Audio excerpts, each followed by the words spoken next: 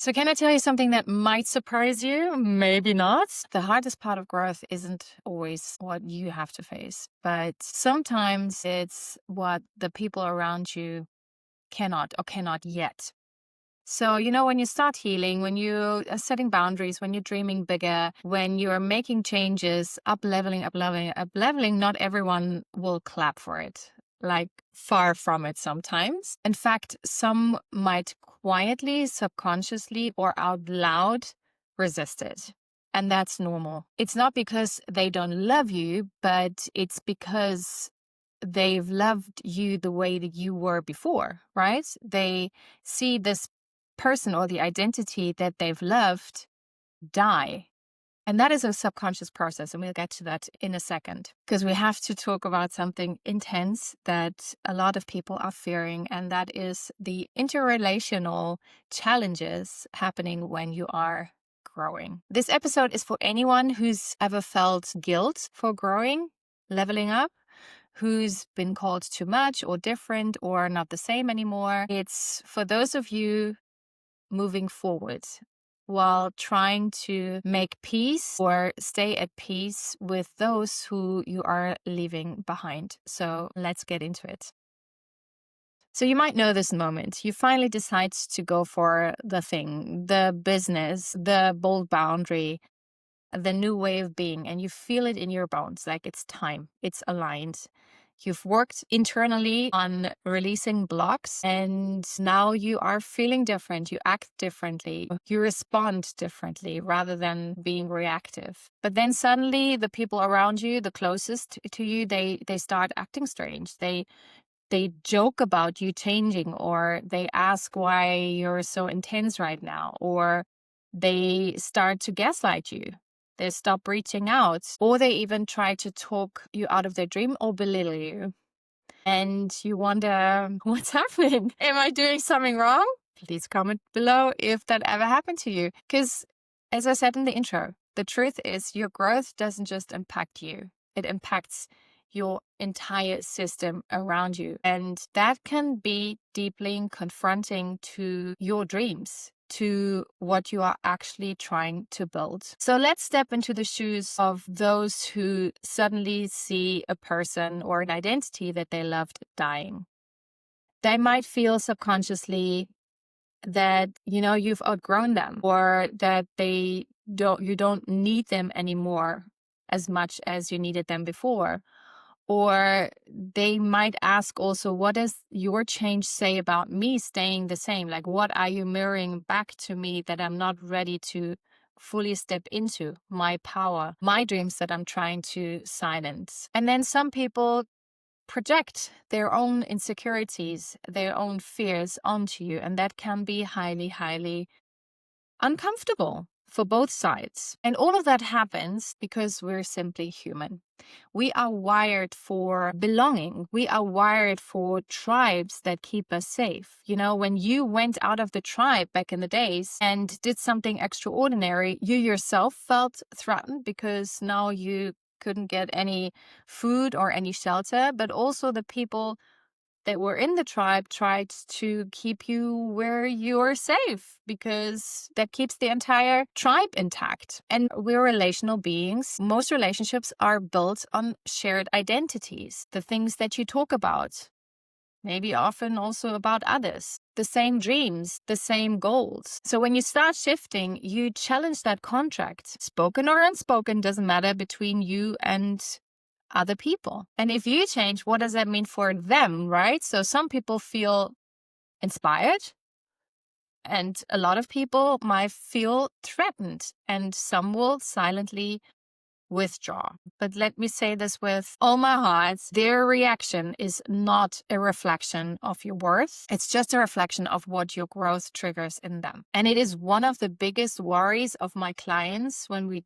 work together, that they will lose everybody in their surrounding. As I said, very, very common because our brain is literally hardwired for survival. Overcoming that fear is one thing, but also then managing the people and navigating relationships through growth is another. And we want to focus on that particularly today. And I really understand, because back in the days, I think it was 8-9 years ago, I just shared this with a friend when creating this podcast episode. I remember there was just a tiny incident that stuck with me back then. I was invited to a beautiful home, to this one of dream home, a villa, beautiful garden, huge garden, tons of children playing there, and great, delicious food. And I felt so uncomfortable, so uncomfortable. I was like, this is too much. This is too much food. This is too great food. Then they also showed me the sauna in the backyard. I was like, this is too much in my head. I felt so uncomfortable. I didn't want to be there and I didn't come back until, when I was ready, when I shifted myself and also cleared the triggers that, were saying, maybe you want this as well. Maybe this is your vibration, girl. And until that happened, I was trying to find the nugget that weren't great. Also, I remember when I became a mom, my friend was asking me not to change. And this is the kind of environment that we are living in, the society where change is yucky and staying the same is like, great. You're still going out when you're a mom. Great. Even though you hate it. Great. Thumbs up. Let's leave this behind and let's use the status quo in order to change it real fast. Okay. So now please have your notebooks ready because we want to do a little exercise and not just blah, blah talk. Okay. What do you do? What do you do when you need to navigate relationships through your change? So don't stop growing. That's number one. Don't diminish yourself just because others can't handle it. It is not worth it to keep yourself small because of other people's comfort. That's number one. Please write it down somewhere. And in order for you to really have a clear picture of who's in your team and who will never be in your team, I want you to take a piece of paper and a pen and draw 2 lines like this. This is your stage right here. You're standing right here glowing. Imagine you're at a pop concert or a rock concert, doesn't matter, whatever you like.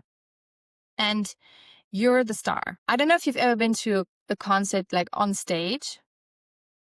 I have once, and it's been an incredible experience because you can only see what you can see. Like you can only see like 5 to 10 rows and you really feel the energy of these 5 to 10 rows, like this close circle. And then after 10, 12 rows, you only see, the movement, like hands or people shaking, that's it. And then here it gets super blurry. You can't see, you don't feel the energy, you feel nothing. That's an exercise I always do with my clients to understand. So who is really in your front row team? Who do you want to be in your circle? Who's really, really super safe? Write these names down here. Might be just one name, honestly, or none. That's also okay. That's also okay. You fill them up once you've let go of the crowd and really open up to new relationships. Then add those who are kind of safe, who are kind of in your team still, who are not really hurting you on a constant basis. And then put those who can still, be in your life, eat the popcorn or throw the popcorn even. You won't get the popcorn.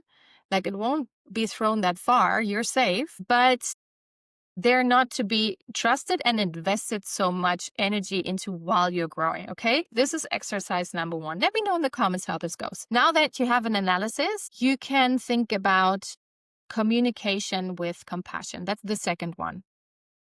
With those who are safe, you can try saying, I'm shifting. I'm still me, but I'm evolving. I'm a new me. I'm also, right now getting to know myself, this version of me, even better. And I'd love to share this with you. I know it's unfamiliar right now, but are you on board? The third one is setting boundaries that honor you. So not everyone gets a front row seat. Not everyone is here VIP. But that doesn't make you mean, right? It makes you clear and set boundaries, clear boundaries to those who are not getting it right now. Make a pause, take a breather, take the space just for yourself and don't feel guilty. See what the next phase of evolution will have in store for you. And then also observe.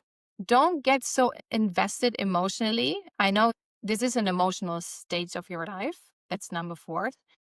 But notice who leans in versus who leans away. So some people will surprise you with their openness. Some people, especially as my clients and I have repeatedly experienced, those people who you think are leaning in, they're leaning away, and those other ones,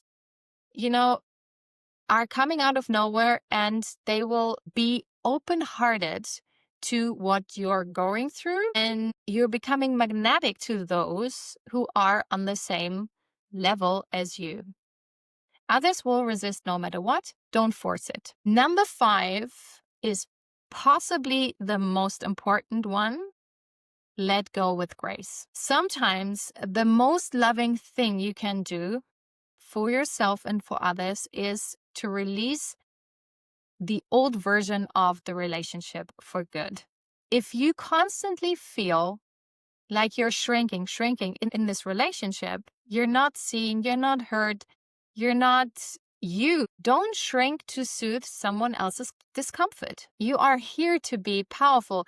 And if you realize that there are other people out there who will cheer for you, if you let it in and if you have the space, then life shifts beyond imagination. Remember, you can do everything with intention. And if love becomes your primary standard for relationships and also for yourself, you will make the right decisions. You're not doing this to leave anyone behind. You're doing it to come home to yourself, to your most powerful self. And that matters more than anything else in this world. So if you're in the season of reclaiming your power and becoming, know this. You're not alone. This is what real growth feels like. It's messy, sometimes brave, sometimes, holy, sometimes misunderstood. And that's normal. You're doing it, you're putting your all into it, and that is everything you need to do right now. If this episode spoke to you, I want to hear from you. DM me, share in the comments below. Let's normalize that growth isn't always sexy, but it's very, very real. And if you're craving space to grow with people who get it, sign up for the newsletter down below and let's keep in touch. Because when you grow together, everything shifts. Stay bold, stay brave, and see you next time here on Changelicious. Bye. That's a wrap on another Changelicious episode where transformation never tasted so good. If your soul's feeling fed, don't forget to follow, leave a love note, aka review, and share the goodness with somebody really ready to flip the script. For more juicy insights and sweet inspiration, follow me, Hedi Schaefer, and let's keep stirring up change that sticks. Until next time, stay real, stay bold, and keep it Changelicious.